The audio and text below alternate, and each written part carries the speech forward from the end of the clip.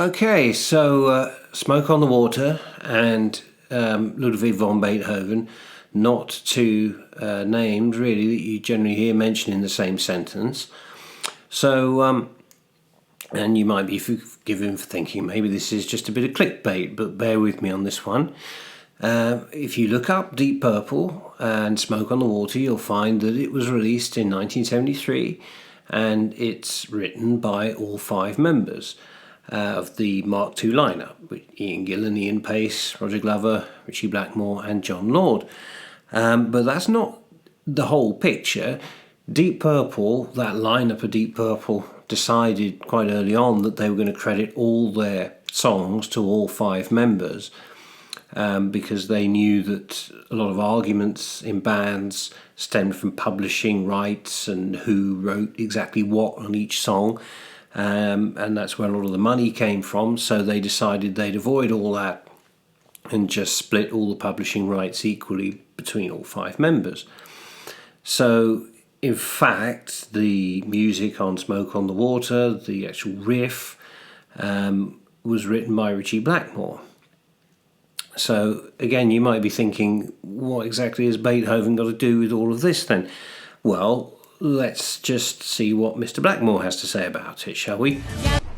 Band Beethoven. Bum bum bum bum bum bum bum bum. And I thought, play that backwards. Put something to it and you've got bum bum bum bum bum bum bum. That's how I came up with it.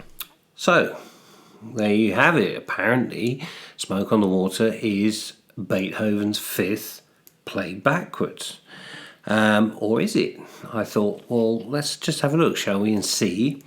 So here is Beethoven's fifth. As you can see, it's basically consists of four notes. So we have the G, F, E minor and D, and they're played across 4 octaves because it's written for an orchestra. So I can play it across 2 on this guitar just to give you a general idea. So we have the G's as triplets, followed by the E flat, and then the F's as triplets, followed by the D, which I'm sure you all know that one. So if we turn that around and we play it backwards, what do we get? Well, it's going to sound something like this.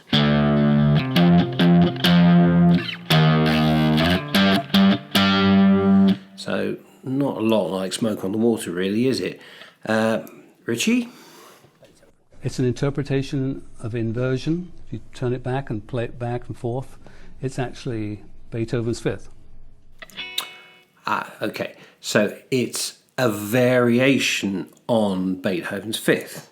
So if we take the notes that we've got in Beethoven's fifth, we have D, E flat, F and G, 4 notes, same as Smoke on the Water, except Smoke on the Water is D, F, G and A flat.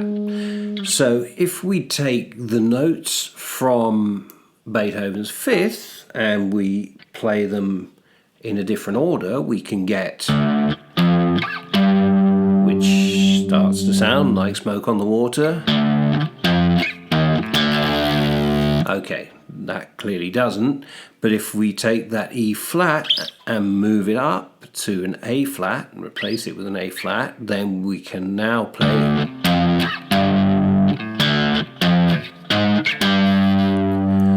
And if instead of playing it across octaves, we play it in fourths,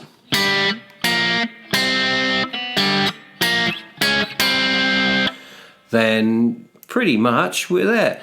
That is Smoke on the Water, short of adding a Fender Stratocaster and a wall of Marshall amps with a ton of distortion. So, did Ludwig von Beethoven write Smoke on the Water? Well, no, he didn't. But did Smoke on the Water come from Beethoven's fifth, written by Beethoven, would you believe? According to Mr. Eric Morecambe, at least. Well, yes, it did, it appears. A variation of it. So there you have it. Beethoven contributed to Smoke on the Water. So I owe him a lot of money. You heard it here first. Okay, I hope you found that useful. If you did and you're interested in hearing some more videos, updates from me, then click the subscribe bell button, like button, leave a comment, all the usual bits and bobs, and hopefully I will see you on the channel sometime soon. Thank you. Bye-bye.